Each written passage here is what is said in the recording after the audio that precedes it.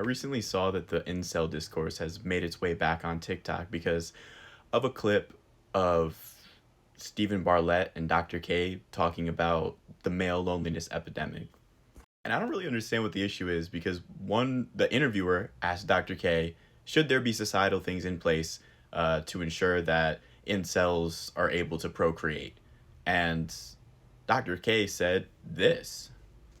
Question, which is, do people have the right, and I don't know if right is, maybe that's the right word, to reproduce? And this is what's so challenging about it, is like the answer is basically no, because for men, that requires the consent of someone else. And my right to reproduce never trumps someone's right to not want to reproduce with me. I think we sort of accept that, right? That's correct. Now, this is where the fundamental biological difference comes in, because a woman doesn't need a man to reproduce. I can go to a sperm bank.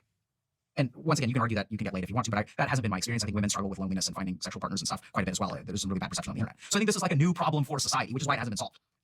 Now, that's why the track that I take, I don't know what the societal answer is. I'm not a sociologist. So what I have found, thankfully, we don't need to solve, I don't think we need to solve that problem. Does it need to be solved? Sure. Should someone solve it? I think so. But I think what I found works really well is that usually the problem that these men are failing to adapt to is... And despite making it clear that reproduction is not a right, you know what I mean? The right to reproduce is just nonsensical. People still have issue with this. Now, there was this one take from this one dude, and I think it was, I have to say, I think it was a rhetorical strategy or something like that. But, you know, he basically said, I was treated poorly at a young age by somebody who was bigger than me. And I channeled that anger, that fundamental anger, to do better things in the world. He doesn't address his anger. He just uses it to do better things in the world, which is just another form of toxic masculinity. It's so odd, man. Like, instead of saying, here's how to deal with your emotions of anger or whatever the case is, no, instead we say, channel your anger, keep it, and use it for something better. Better is way too subjective in the first place. I mean, we gotta sometimes we gotta just like take a step back and really think about how exceptional people's circumstances are. Now, this creator is a pretty big creator, right? That doesn't happen by chance. You know what I mean? He's an exceptional, if I can get my words back, person, right? Now, I don't know what his personal life entails, but he has a massive following. I'm sure that along the way he had mentors, friends, people in his life to say, you know what, this is right, this is wrong, this is how you treat people in the world, this is not. You don't oftentimes come to conclusions or good conclusions, positive, adaptive things for society just by simply existing. I mean, you don't come to any conclusion, but generally my point is that even for myself, I will say that I'm very blessed, because I've also had the realization that a lot of my negative experiences I could channel. I could, for one, handle those situations emotionally and then use them as an example to do better. And instead of bringing positive solutions, what we instead do is we muddy the waters a little bit and we say, Dr. K is making a prescription that the system should help incels or whatever, where he just did not say that, right? He's a clinician. He focuses more on what individuals can do, what sort of coping skills people can cultivate in order to be happy and have successful, flourishing lives, right? And so that's the general route that I could appreciate about Dr. K. And what I hate about the most recent discourse is that for some reason on the left, we kind of look at like these societal macro perspective things, and then we give societal macro level prescriptions, right?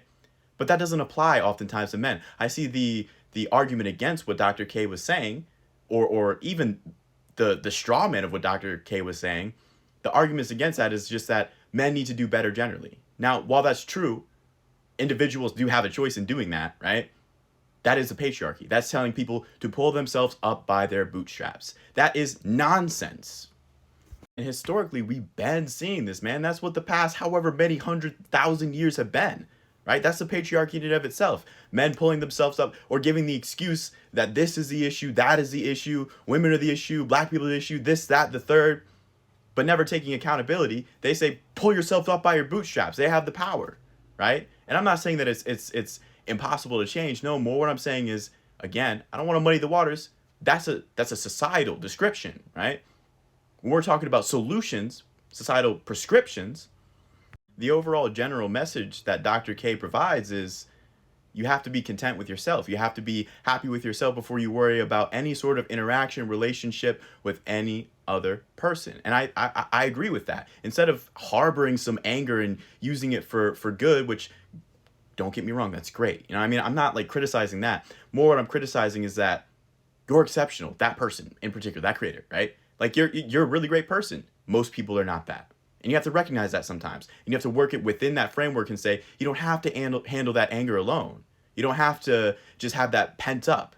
You don't have to take it out on women and say women deserve less rights or whatever the fuck these weird incel red pillars say, right? It's just, I think that sometimes these conversations just get so fucking muddied, and then we just say pull yourself up by your bootstraps, men, be better. Now, on an individual level, great, fine, good, that's perfect. But on a societal scale, the messaging should be destigmatizing mental health, right? The messaging should be it's okay to express your emotions, even anger, right? And to give that creator credit where it's due, that's what they try and do. You know what I mean? They say, I use my experience of anger in a positive way. That's a great message. The issue is not that message. The issue is assuming that people are at your level. You know, sometimes people cannot just sit here with all the anger, all the content, all this resentment and all that. It's taxing. There was also a comparison made between happiness and an attraction to goats. That's an odd comparison. The comparison was, you know, anger and sadness. One person's yelling, one person's crying. In the situation, this involves the context. Oh my God, this involves the context of two people interacting. The person who's crying is probably most likely I can't mind read, but is probably crying because of the conversation they're having. The person who's yelling is probably yelling because of the conversation they're having. These are not the same level of things. They should be treated differently, but they also both have to be expressed in some positive way. And the last thing I'll say is that it's overly unproductive when we're just taking clips and clips and clips and we're just throwing them completely out of context and then making wild comparisons. And then when somebody calls you out on it, then you say, you pull another clip, you do the same clip thing, but not on the same fucking topic. Like, stick to one topic at a time. What are we talking about, man? It's entirely okay to hate on incels, but don't act and pretend like we care about the entire topic as if we're trying to make some sort of headway. The reason why it's relevant is because back in the 2024 election, young men voted for Donald Trump more. That's just overall bad for our society. We got this motherfucker kidnapping the president of Venezuela unannounced, just completely out of nowhere. Like, that's fucking crazy. We can't keep having these tendencies of one side speaking to the other side, not really though, kind of missing the mark a little bit, then muddying the waters and making out everybody on the same side, by the way, because I don't think that either one of the two people in the video, Dr. K, and I can't remember the dude's name, are like super right leaning, Nick Fuenteses and all that. I don't think they're that. I think that they're people who are just trying to make the world a better place generally, right? And I mean, especially so Dr. K. I can't really talk about the other guy because I don't watch him, but Dr. K, I mean, man, he just gives mental health advice. That's about it. I'm getting sidetracked a little bit, but generally we can point the fingers at whoever. I mean, we can blame. Incels are bad. Yes, they're bad. I mean, misogynists are bad. Yes, they're bad. But are we gonna just keep going through this cycle relentlessly of voting for the most fucking insane people, or are we gonna offer solutions that benefit both sides? And one of those solutions is to focus on improving people's mental health well-being.